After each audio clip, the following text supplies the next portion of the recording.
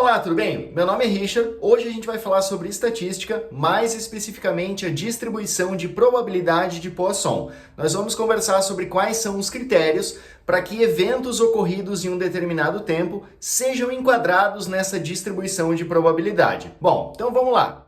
O primeiro critério é que os eventos que ocorrem precisam ser variáveis discretas, como, por exemplo, a quantidade de acidentes de carro que acontecem em uma rodovia ao longo de um certo período de tempo. Nós vamos usar esse exemplo ao longo do vídeo todo.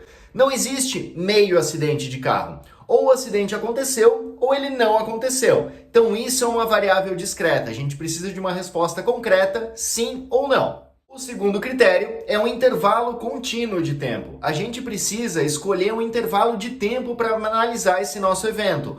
Como no nosso exemplo de acidentes de carro em uma rodovia, a gente precisa determinar um período de tempo. Vamos usar, por exemplo, dia. Quantos acidentes ocorrem em um dia em uma rodovia? O terceiro critério para enquadrar uma distribuição em Poisson é inclusive um dos mais específicos, que é a independência entre os eventos. A gente precisa considerar que o fato de um acidente ter acontecido não vai desencadear outro acidente, ou seja, que esses acidentes de carro na rodovia sejam independentes entre si.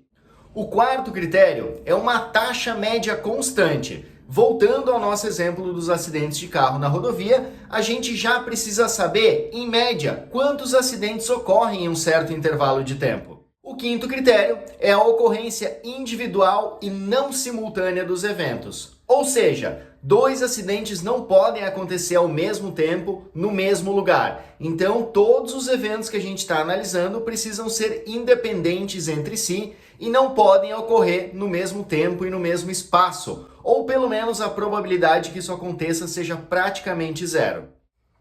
E o nosso sexto e último critério é a proporcionalidade de ocorrência do acidente com relação ao tempo. Ou seja, se a gente observar aquela estrada por 1 hora, existe uma probabilidade pequena de ocorrer o acidente. Entretanto, se a gente observar a estrada por 20 horas, essa probabilidade de ocorrer o acidente vai aumentar. Então, quanto mais o tempo passa, maiores são as chances do nosso evento ocorrer, no nosso caso, o acidente.